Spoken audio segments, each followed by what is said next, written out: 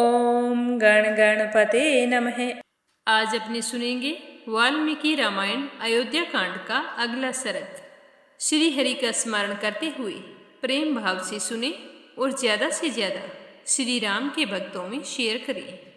प्रेम से बोलो गणेश जी महाराज की जय हो, सियावर रामचंद्र भगवान की जय हो, हनुमान जी बाबा की जय हो, श्री राम दरबार की जय हो। श्री राम कभी भी किसी भी प्राणी के प्रति अपने मन में ईर्ष्या का भाव नहीं रखते थे। उनके मन में उनके प्रति अवहेलना का भाव नहीं आता था। वे काल के वश में होकर उसके पीछे पीछे चलने वाले नहीं थे, काल ही उनके पीछे चलता था। इस प्रकार उत्तम गुणों से युक्त होने के कारण राजकुमार श्री राम समस्त प्रजाओं तथा तीनों लोकों के प्राणियों के लिए आदरणीय थे। वे तुरंत ही हर व्यक्ति को क्षमा कर देते थे और संपूर्ण पृथ्वी को सम्मान मानते थे। बुद्धि में गुरु बृहस्पति और बल और पराक्रम में शचीपति इंद्र के तुल्य थे। जैसे सूर्य देव अपनी किरणों से प्रकाशित होते हैं, उसी प्रकार श्री रामचंद्र जी समस्त प्रजाओं को प्रिय लगने वाले तथा पिता की प्रीति बढ़ाने वाले सद्गुणों से सुशोभित होते थे।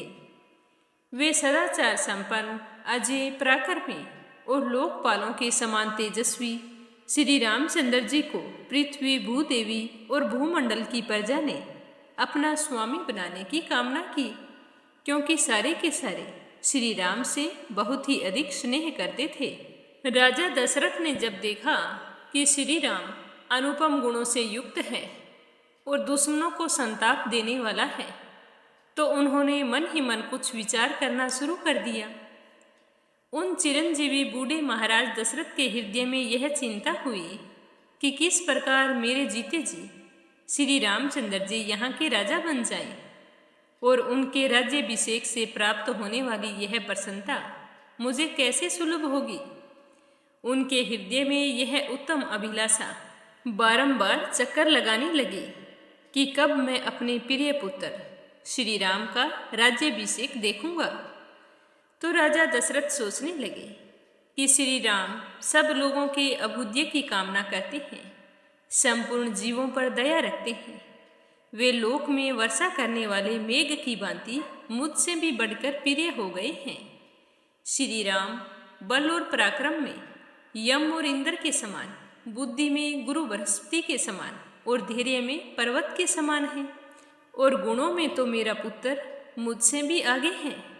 मैं इसी उम्र में अपने बेटे श्री राम को इस सारी पृथ्वी का राज्य करते देखकर यथा समय आने पर सुखपूर्वक स्वर्ग को प्राप्त करूं। अब तो बस मेरी यही एक कामना है, जो मेरी किसी तरह से जल्द पूर्ण हो जाए। तो इस तरह का विचार करके एक बार फिर से सोचने लगे कि मेरे पुत्र श्री राम में नाना प्रकार के गुण हैं, सजनोचित, असंख्य तथा लोकोत्तर गुणों से जो अन्य राजाओं में दुर्लभ हैं। मेरे पुत्र की बराबरी कोई नहीं कर सकता है। तो अपने पुत्र श्री राम को इस तरह सर्वगुण संपन्न देखकर राजा दशरथ ने मंत्रियों को बुलाकर उनके साथ सलाह की और फिर उन्हें युवराज बनाने का निश्चय कर लिया। बुद्धिमान महाराज दशरथ ने मंत्री को स्वर्ग, अंतरिक्ष तथा भूतल में दृष्टिगोचर होने वाले उत्पातों का घोर व्यय सूचित किया और साथ में यह भी बताया कि मेरे शरीर में अब वृद्धावस्था का आगमन हो चुका है। पूर्ण चंद्रमा के समान मनोहर मुख वाले श्री राम सारी प्रजा को बहुत ही प्रिय थे। पूरी प्रजा में उनका सर्वप्रिय होना राजा के अपने आंतरिक शोक को दूर करने वाला था। इस बात को राजा ने अच्छी तरह समझा कि मेरा बेटा श्री राम ही राजा बनने के लायक है। वह मुझे और प्रजा को कभी निराश नहीं करेगा और अपने कर्तव्य का पालन अच्छे से करेगा। उसके बाद समय आने पर राजा दशरथ ने अपने और प्रजा के कल्याण के लिए मंत्रियों को श्री राम के राज्याभिषेक के लिए तैयारी करने की आज्ञा दी। राजा दशरथ के उतावलेपन का कारण था उनके हृदय का प्रेम और प्रजा का अनुराग। उन भूपाल ने भिन्न भिन्न नगरों में निवास करने वाले प्रधान पुरुषों तथा अन्य जनपदों के सामंत राजाओं को भी मंत्रियों द्वारा अयोध्या में आने के लिए बुलावा भेजा।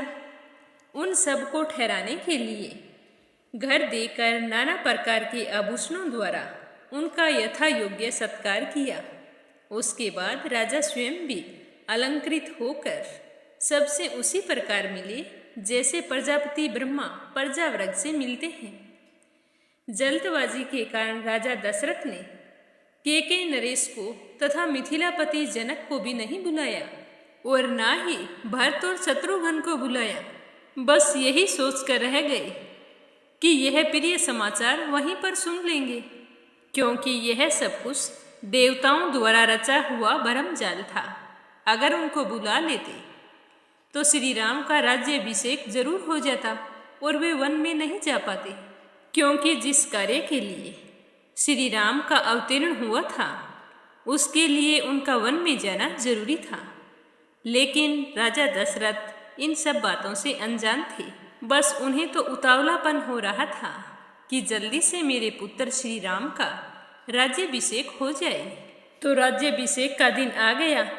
राजा दशरथ जब दरबार में आकर बैठे तो उस समय केके राज और जनक को छोड़कर सभी देशों के लोकप्रिय नरेशों ने राजसभा में प्रवेश किया।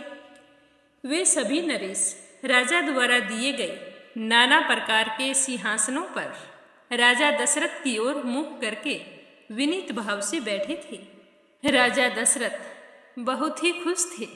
उनका हृदय खुशी से बेचैन हो रहा था। वे अपने सामंत नरेशों तथा नगर के जनपद के निवासी मनुष्यों से घिरे हुए उस समय देवताओं के बीच में विराजमान सहस्त्र नेत्रधारी भगवान इंद्र के समान शोभा पा रहे थे। और फिर प्रसन्न होते हुए राजसभा में बैठे हुए सब लोगों को संबोधित करके राजा दशरथ ने मेघ के समान शब्द करते हुए दुंदुभे की ध्वनि के समान अत्यंत गंभीर एवं गूंजते हुए स्वर से सबके आनंद को बढ़ाने वाली, सबको प्रिय लगने वाली उनके हित की बात कही।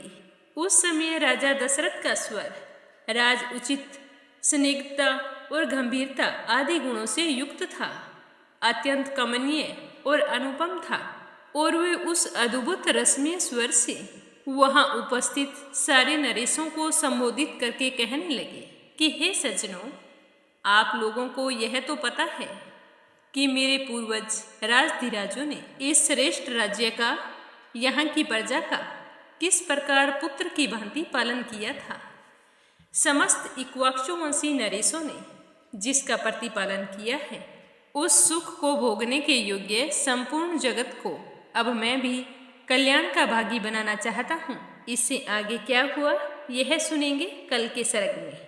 प्रेम भाव से सुनने के लिए आप सभी का बहुत बहुत धन्यवाद। सच्चे मन से कहिए मर्यादा पुरुषोत्तम भगवान श्री राम की जय हो।